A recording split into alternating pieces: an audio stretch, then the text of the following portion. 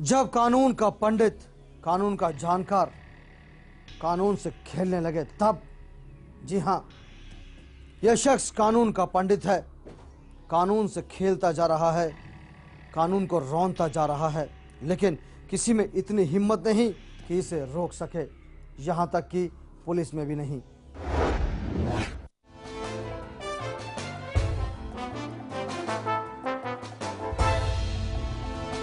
ये तस्वीर है योगेश भारद्वाज की। जी हाँ, जो पेशे से अपने आप को वकील कहता है, लेकिन इसकी हरकतें किसी अपराधी से कम नहीं है। योगेश भारद्वाज पर अपनी ही पत्नी की हत्या करने वो सबूत मिटाने जैसे संगीन आरोप दर्ज है। इस मामले में अदालत उसे दोषी भी ठहरा चुकी है। 3 साल तक वो जेल की हवा भी खा चुका है। इतना ही नहीं, इस अपराध के बाद भी इस पर एक महिला से बलात्कार का मामला वाशी पुलिस थाने में दर्ज है। 2003 में इन्होंने मर्डर किया था, जो कि उनके फैमिली वालों ने मुझे 1-2 साल तो बताया भी नहीं था, बाद में पता चला मुझे।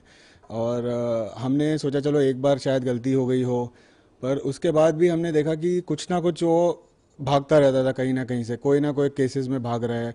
हमारे घर में कभी छुपने भी आ जाता था बीच बीच में। अब पर जनवरी में उनके खिलाफ रेप का जब मामला दाखिल हुआ तो हम काफ़ी सहम गए और हमने सोचा कि भाई हमारी फैमिली को ऐसे आदमी से थोड़ा दूर रखना चाहिए। धीरे धीरे योगेश के आपराधिक जीवन का असर उसकी बहन के परिवार पर भी पड़ने लगा। वो पुलिस से बचने के लिए उसने अपने जीजा मोहित भारद्वाज के घर छुपने की शरण मांगी, जिसे मोहित ने साफ इनकार कर दिया।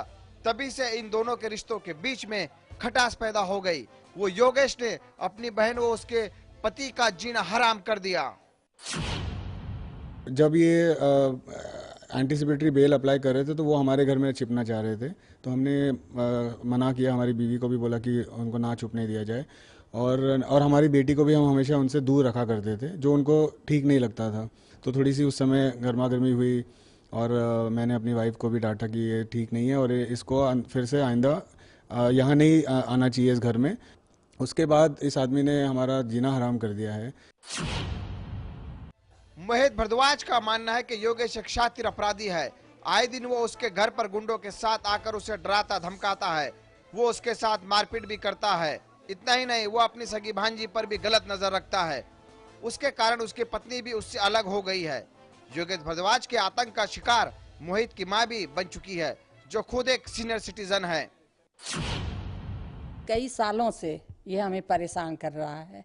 2001 में भी हमारा जीना हराम किया था। हमारा घर बिकवा के इधर उधर हमको भटकाया। आधी रात को जाके अपनी बहनों, छोटी 1 महीने की बच्ची सबको लेके आ गया। फिर हमारे ऊपर 498 का केस किया। हमने इधर उधर छिपते रहे, भागते रहे। उसके बाद पुलिसों को पता चला कि ये सब झूठा केस है। फिर हम लोग बरी हो गए। तब से उनसे मेरा बिल्कुल कोई बोलना नहीं, चालना नहीं। हमने आज तक कभी उसके घर पैर नहीं रखा, ना कभी हमारा हाय हेलो उनके साथ होता है। अब 13 साल बाद अब मेरे लड़के को पहले तो अलग कर दिया, अब इसको अकेला देख के इसके पीछे पड़ा है जान के, और इसके सोचता सारा प्रॉपर्टी ले ले, सारा पैसा ले ले और मौज करे। योगेश भारद्वाज के आपराधिक रिकॉर्ड को देखते हुए गृह मंत्री आर पाटिल ने भी इसके खिलाफ कार्रवाई के आदेश मेघवाड़ी पुलिस स्टेशन को दे दिए, जिसे मेघवाड़ी पुलिस काफी गंभीरता से ले रही है। मेघवाड़ी पुलिस स्टेशन के अधिकारियों ने शिकायतकर्ता मोहित भारद्वाज को यकीन दिलाया है कि आरोपी योगेश भारद्वाज के खिलाफ जांच मुकम्मल होने के बाद कड़ी कार्रवाई की जाएगी। साथ ही पुलिस ने यह आश्वासन भी दिया है कि अगर आरोपी योगेश भारद्वाज के खिलाफ सबूत पाए गए तो उसके खिलाफ मामला दर्ज करने से भी पुलिस बिल्कुल नहीं हिचकिचाएंगी। कैमरामैन आनंद वर्मा के साथ अलीम शेख, लेमन न्यूज, मुंबई। पाबंद